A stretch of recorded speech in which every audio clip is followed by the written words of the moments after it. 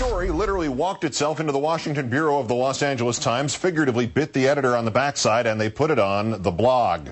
Our third story in the countdown, 3 days after Chief Strategist Charlie Black's conclusion that a terrorist attack on the U.S. would help John McCain's campaign, Republican grandee Grover Norquist crossed the racial line to which McCain had been trying to cleave, crossed it by about 5,000 miles. The right-wing tax reform crusader who once called McCain the nut job from Arizona, now lending dubious support, telling the L.A. Times that Barack Obama is John Kerry with a tan. Norquist's public relations guy told the Times today that the context was that Obama had no policy differences with Carter in 1980, Mondale, Dukakis, Gore, or Kerry. Kerry with a tan was simply Kerry was the latest of the string. They don't dispute the quote.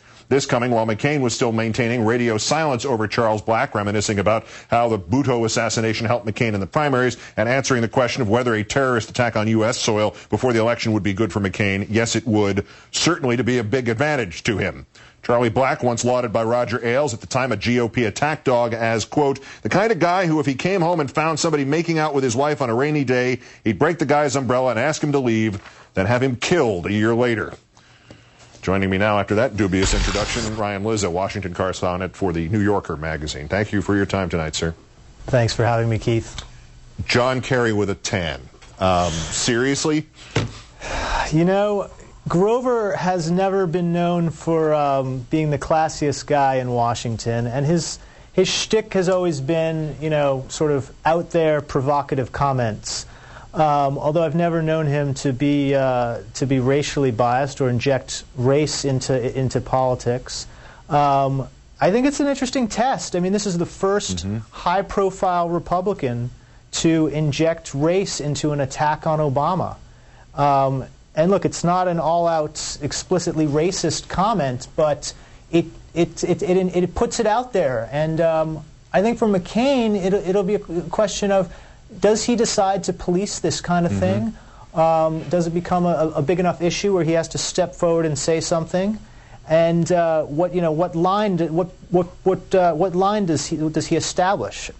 Is it in that context? Is it too twisted to think that it's almost a trial balloon? I mean, as you suggest, Grover Norquist has never had a problem putting his head through the plate glass window and being the first one to do so for what he perceives as his cause. But clearly there has been, with the use in terms of exotic, we've heard tan has come up before on Fox News. There are all sorts of code words. Is this an attempt to push that envelope and see how far they can go racially? And if Grover Norquist has to be thrown under the bus, he spent half of his adult life there. He's used to it. What's the difference? Is there a chance this is the test?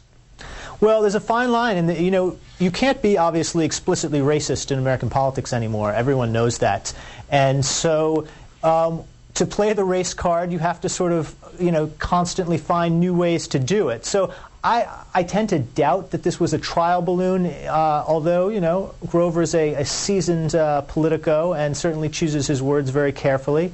On the other hand, Keith, remember there was a warning to Republicans that Karl Rove delivered early in this political cycle.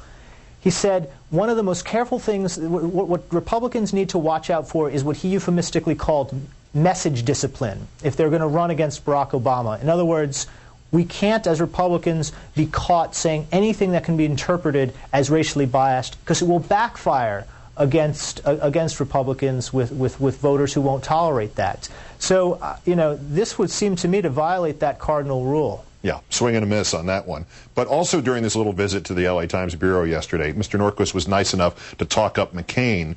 Yet he is not part even ex officio with the McCain campaign, is he? I mean, what ties actually exist between Grover Norquist and John McCain?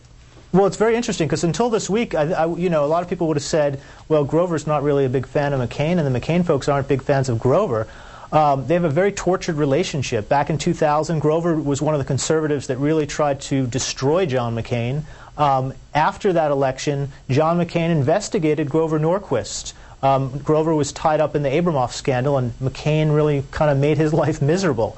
But as McCain started to run toward the 2008 election, he and Grover started to sort of see more and more eye to eye. McCain reversed himself on tax cuts. That pleased Grover. It's his top issue.